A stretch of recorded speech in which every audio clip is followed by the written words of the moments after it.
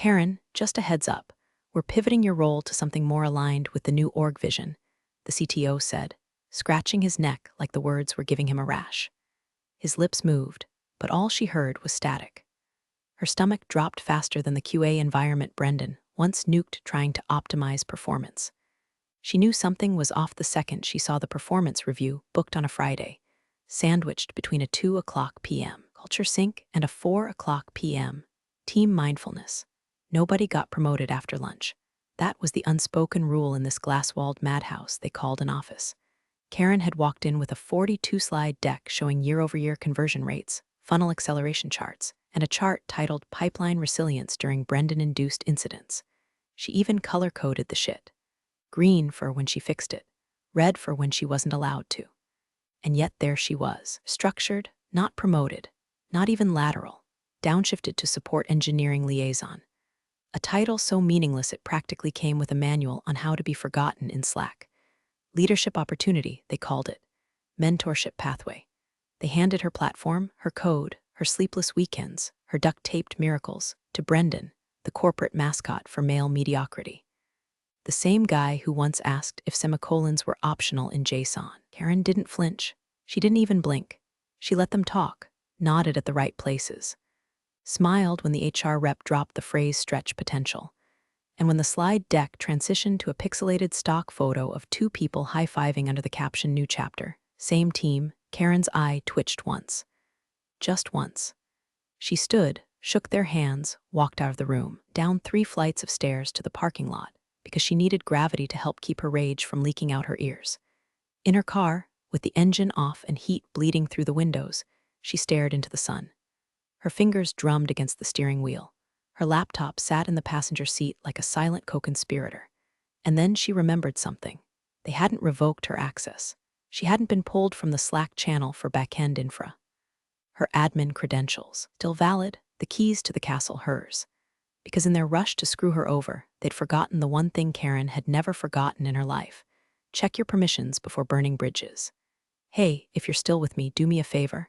I'm trying to hit my first 10,000 subscribers ever. You'd be making my day just clicking that little subscribe button. It's free, no awkward performance reviews attached, I promise. Anyway, that night, poured herself 2 inches of bourbon, opened her terminal, and logged into the staging server. Not to sabotage. Not yet, just watching. Inside the logs, she saw Brendan's first commits. He'd forked her repo into a folder labeled Karen Old and started pushing UI tweaks directly into main.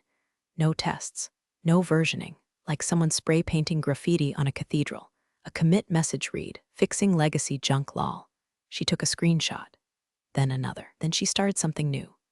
A blank repo, clean, untouched, off-network, hosted on her own encrypted container outside their corporate cloud. She named it Mirror One. Karen wasn't going to play support. She wasn't going to be a team player. She was going to rebuild her entire system from the ground up, quietly, legally, brilliantly. And this time it was going to be hers, only hers, no high fives, no laminated HR pamphlets, just war. Quiet, slow-burning, brilliantly coded war. They scheduled the transition sync at 8:30 a.m. sharp, like Betrayal tastes better with stale office coffee. Karen showed up early. Brendan, naturally, arrived 9 minutes late with a smoothie the color of nuclear waste, and the energy of a man who thought Figma was a Pokémon. Yo, Karen, he grinned, already booting up his MacBook with 17 desktop icons blinking like landmines. Excited to get your wisdom, Sensei, Karen resisted the urge to launch him into the drywall. Instead, she opened the doc she'd been forced to create, a knowledge transfer journal that was now 37 pages deep and growing more passive-aggressive by the hour. Page 1 was titled Please do not delete this file. Page 2 read, Seriously, Brendan. Management framed the ordeal as a mentorship opportunity, said with all the chirpy insincerity of someone recommending kale chips at a funeral. CTO dropped buzzwords like leadership grooming and cross-functional synergy. What it really meant was, train the idiot who stole your seat and smile while doing it. Every morning that week, Karen sat across from Brendan in a meeting room that smelled faintly of sadness and old Panera. She demoed systems he didn't understand and concepts he couldn't pronounce. So wait, Brendan squinted at her monitor. These async hooks are like optional, right? Like your parachute, Karen replied flatly. Technically optional, until you're falling. Brendan laughed like she was joking. Karen wasn't. By day 3, he was still asking what a cron job was. She began writing a second set of notes, off the books, encrypted, saved in a private Git instance she spun up in her garage at 2 a.m. while eating leftover tie straight from the foil. These notes were for her, not for Brendan, not for the company, just her. Included all the undocumented workarounds, the skeleton keys she'd built into the back end, the one weird trick that made the auto-scaling logic actually scale. Brendan's version? Sanitized. Sanitized like a kindergarten bathroom during flu season. Every time he swaggered into her cube and said, "Hey, so quick Q, what's the diff between environment variables and hard-coded paths?" She died a little more inside. It wasn't just that he was incompetent, it was that they knew and still chose him. Because Brendan was easier to manage. Because Brendan didn't challenge dumb ideas or raise red flags when someone suggested using a Chrome extension to streamline security. Karen's pride didn't just take a hit. It got backed over by a company-sponsored e-scooter. But she didn't lash out. She didn't call anyone names. She simply started running nightly backups of her original system, quietly, methodically, aiming the folders after mundane things like holiday pictures 2023 and cat vaccination records. Each ZIP file was a time capsule of the clean, functioning system she'd spent years perfecting. Every variable she renamed, every hook she annotated, every session she logged in both places, Brendan's clown notes, and her real ones. By Friday, Brendan had overwritten the CSS preprocessor and somehow crashed the sandbox dashboard by importing a node module's folder into itself.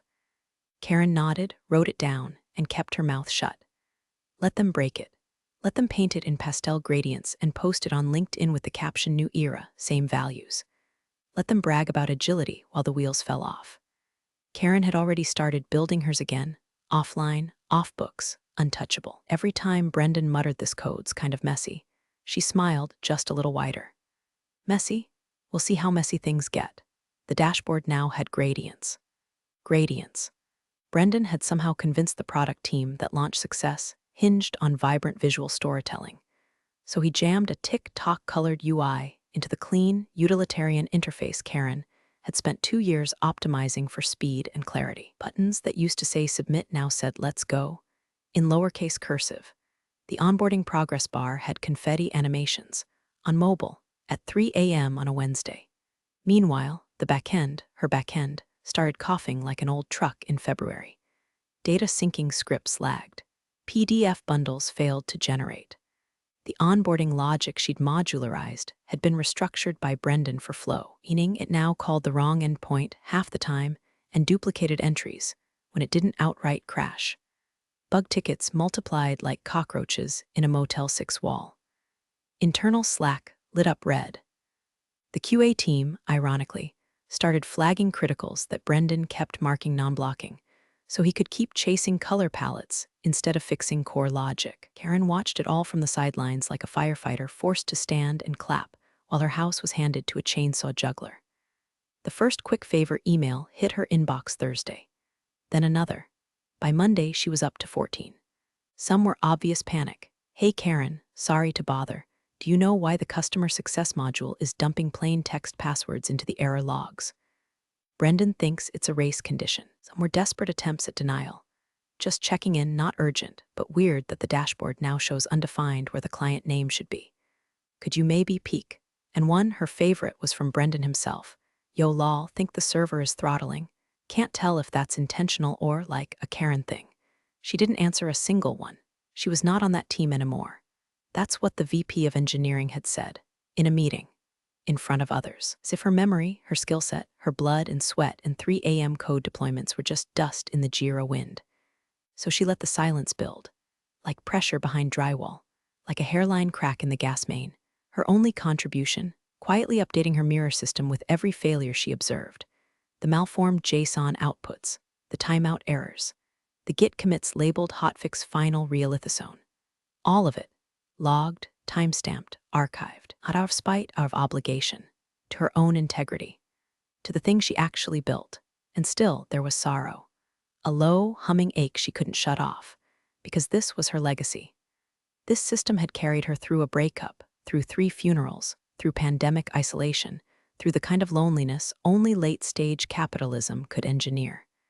It was the thing that reminded her she mattered. Now it was bleeding out on the conference room table while a boy in all birds played doctor. Still, beneath the sorrow, something else coiled in her chest.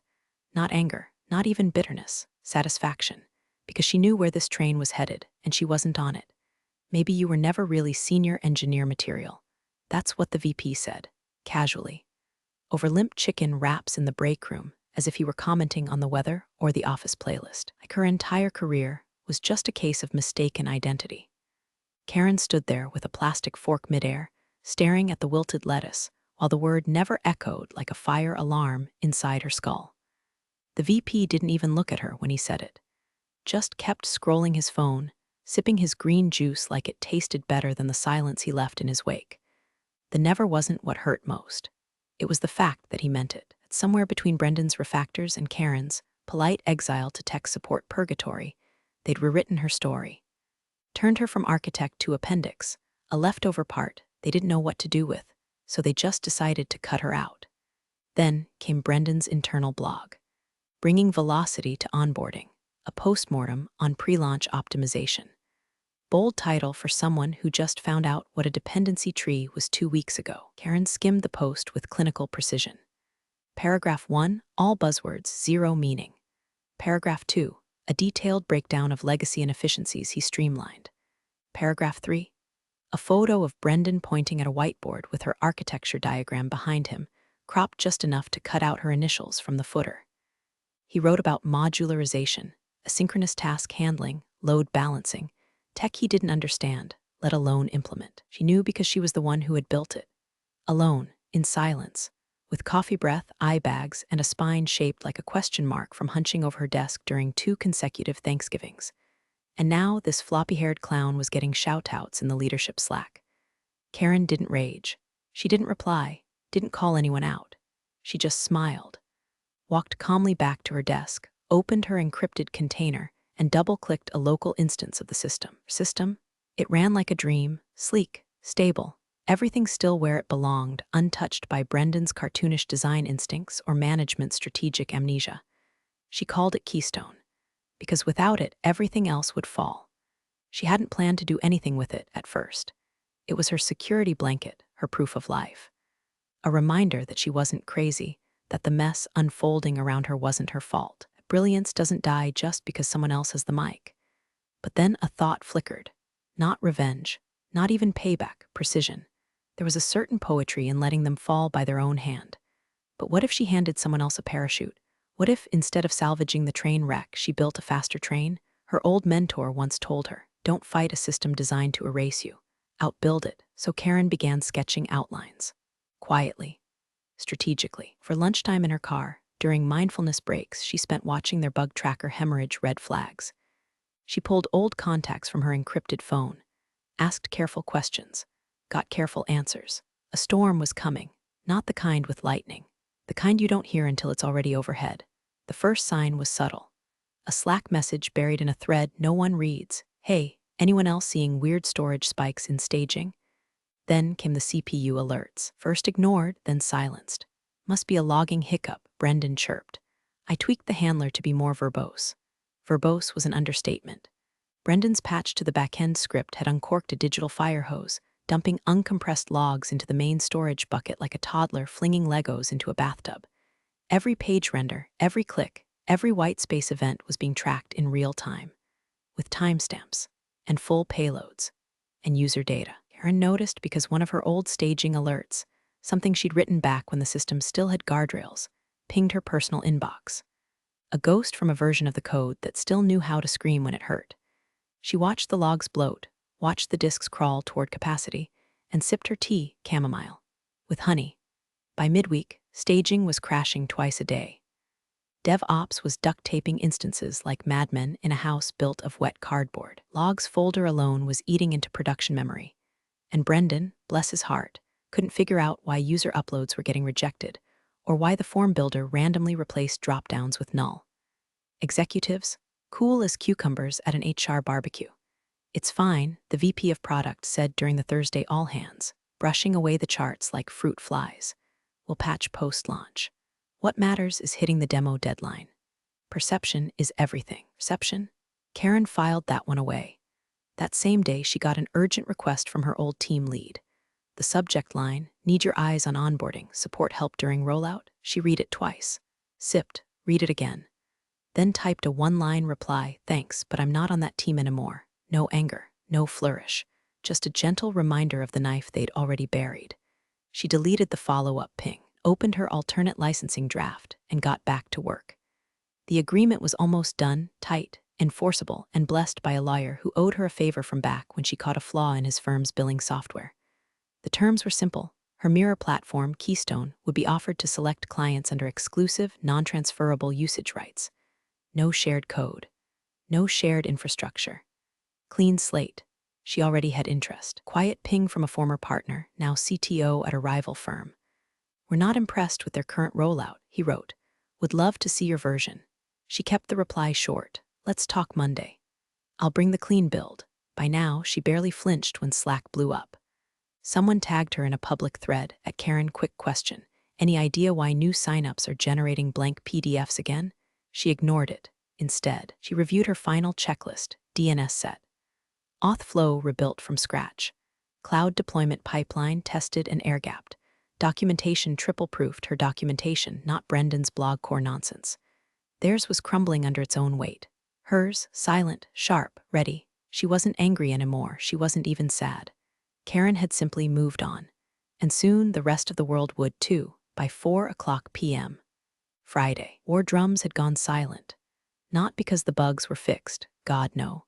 Because they were too many to name, too chaotic to track, too fast to catch before the next one spawned. It was like trying to plug a dam with a fistful of spaghetti noodles. And yet, the official Slack thread still bore its name like a crown. Hash per launch hype. Karen watched from her corner seat in a half-empty bar 6 blocks from HQ, bourbon neat in front of her, on screen glowing like a campfire. She scrolled through the slow-motion implosion as Brendan, bless his half-baked soul, led what was optimistically called a launch readiness dry run. At 3:37 p.m., someone posted the first red flag. Form PDF not rendering client name, shows null user 0.42. Happens in both Firefox and Chrome. At 3:38, onboarding links now trigger 502 on refresh. At 3:39, Brendan replied, "Definitely a rendering glitch. Probably a caching thing. Talk to Dylan." Dylan was a junior front-end dev who hadn't been on the onboarding flow at all. Brendan just needed a scapegoat with no political currency. Karen took a sip and smiled into her glass. This wasn't anger. This wasn't triumph. This was weather. A calm, barometric drop right before the lightning hits your spine. She didn't need to gloat. Reality was doing that for her. Phone buzzed again. Screenshot from an old teammate. The PDF module, one Brendan claimed he'd simplified for performance, was now sending files with raw template code visible in the final render. Instead of a formatted client welcome packet, new signups were receiving things like first name, welcome to the platform. Please verify your email token. One sales rep had already emailed marketing. Is this a joke? Client asked if this was some kind of phishing test. Karen watched the thread balloon into a Slack-shaped landfill. 37 messages in 9 minutes. Brendan responding with fire emojis and links to random Stack Overflow threads he didn't understand. One VP asked if they could roll back to the legacy version, unaware that Brendan had overwritten it entirely last week in a cleanup push. The lights in the bar dimmed for happy hour. Her drink got warm. He didn't check her email. Instead, she unlocked her encrypted drive and opened Keystone. Flawless, clean PDF render, proper auth tokens, signed cookies, the onboarding path smooth as buttered glass. She ran a test instance on a virtual client, just one, not for validation, for archiving. Then she toggled the passive logger she'd built into Keystone. Begin archival mode, launch day 0000. It would run silently, watching, recording, logging every inconsistency the official system leaked into the wild. Not intercepting, just witnessing. Every malformed response, every timeout, every postmortem waiting to happen, because Karen wasn't going to burn it down. She was going to let it drown in its own ignorance. At 6:12 p.m., Slack exploded again. Internal users can't access onboarding anymore unless they're in admin mode. WTF? Brendan replied. Karen probably left some legacy logic in there. Working on it now. Karen stared at those words for a long time. Then she closed Slack, flagged the message, and renamed the screenshot Blame Protocol 01. PNG no rage, no revenge playlist. Just a mental note, final proof. That night, as her old team scrambled into overtime, Karen sat alone, a slow grin curling on her lips, not for what was happening, but for what was about to. Launch day arrived dressed like a funeral in startup drag. The office was buzzing by 6 a.m. Half-calf lattes, branded hoodies, sticky notes slapped across monitors like war paint. Brendan wore a t-shirt that read code, deploy, dominate, and acted like it was his Super Bowl. Someone queued up a playlist titled Launch Vibes Only. At 7 o'clock a.m. sharp, the new platform went live. By 7:03, it was already coughing blood. Onboarding froze, not slowed, froze. Clients clicked start now and were met with spinners that never stopped spinning. PDF packets arrived blank if they arrived at all. The live CRM data was syncing backwards, pulling stale entries and overriding fresh leads with outdated info. At 7:08, the first fire alarm hit support. Big client says their entire onboarding doc shows someone else's data. Names, emails, everything. At 7:10, why are user IDs mapping to the wrong accounts? At 7:12, Karen, are you seeing this? But Karen wasn't in the building. She was sitting in a corner booth at Milla's Diner, 3 miles away, wearing sunglasses indoors and nursing a mug of burnt coffee. The waitress, bless her, didn't ask questions. Just refilled her cup and slid over the laminated dessert menu like she knew Karen was mourning something no one could see. Phone buzzed like a trapped bee on the table. Slack was hemorrhaging. A 130-message pileup in #launch support. Sales reps were tagging everyone with a pulse. DevOps was spinning in circles. Someone uploaded a screenshot of the admin dashboard showing a total onboarding completion rate of 3%. 3%. And then came the voice calls. Executives screaming into Zoom like hostages in a Wi-Fi war zone. Who built this script? Where's the failover? Is anyone even logging this? Where the hell is Karen? That one popped up 4 times, in Slack, in Teams, even as a voicemail. Karen didn't answer. She flagged them all and silently archived each notification like she was folding memories into a shoebox. She scrolled through screenshots of broken templates, Slack quotes blaming legacy, Karen logic, and Brendan's increasingly panicked updates. Just a hiccup in the config files, deploying a hotfix in 10. 7:32, a junior dev pinged the CTO privately and leaked it 2 minutes later. We can't even trace the failure point. There are 6 nested patches on top of each other. No one knows what Brendan actually changed. Karen smiled, not cruelly, not smug, like someone watching the tide come in exactly as the moon promised it would. She signaled the waitress. I'll take the cherry pie. Warmed up, please, she said. It's a big day. Her phone lit up again. It's time from HR. The subject line, urgent availability request. She closed it without opening. Because somewhere across town, people were scrambling over the ruins of what used to be her work, her structure, her scaffolding. And they were finally realizing the foundation had been pulled weeks ago, quietly, carefully, without them even noticing. And now they were screaming for the only person who could have saved them. But Karen wasn't coming. She had pie. She had silence. She had no interest in rebuilding what they were so eager to throw away. Karen was halfway through her second bite of cherry pie, still warm, crust flaking just right, when her phone buzzed softly on the vinyl tabletop. Subject, final signature received body. Contract executed. Welcome aboard. Keystone is now live. She exhaled, slow. The kind of breath you only let go when you've been holding your entire self in for 3 years straight. She tapped the screen once, opened the attached PDF, and scrolled through signatures like a surgeon reviewing clean vitals after a risky operation. All there. Every clause, every safeguard, every comma she'd triple-checked. Her mirror system, Keystone, was now the core onboarding platform for the largest competitor her former employer had ever feared. An exclusivity clause signed, sealed, and delivered, which meant her old company couldn't license it, couldn't copy it, even approach anything similar without risking a lawsuit so sharp it would make their general counsel cry into his branded Patagonia vest. She stirred her coffee, let the silence sink in. Slack was still pinging in the background, but she'd muted it 20 minutes ago. There were still threads begging for answers, theories being floated, postmortems already half-written, while Brendan blamed legacy formatting conflicts and tried to deploy a rollback he didn't understand. Too late? At 8:13 a.m. She opened her inbox one last time and composed a single email to HR. Subject, request for availability per my updated NDA clause. All further contact should be directed to legal. Regards, Karen. She hit send, closed the laptop, and sat there watching the diner hum around her like the world was finally spinning at the right speed again. The waitress returned, offered more coffee. Celebrating something? She asked. Karen smiled. Yeah, I finally quit a job I wasn't allowed to leave. The woman nodded like she understood more than she let on. Hell of a thing. Across town, her old company was having the worst morning of its fiscal year. Client escalations, refund demands, marketing in full PR scramble mode. And in one boardroom, a whiteboard now bore the hastily scribbled phrase, mitigating key person risk. Someone had finally said it. Out loud. Too late, of course, but still, it made its way into the minutes.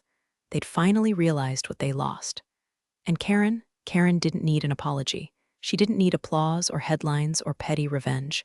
She just needed the quiet, the clean code, the signed contract, the system that would never carry Brendan's fingerprints. And pie. God, the pie was good.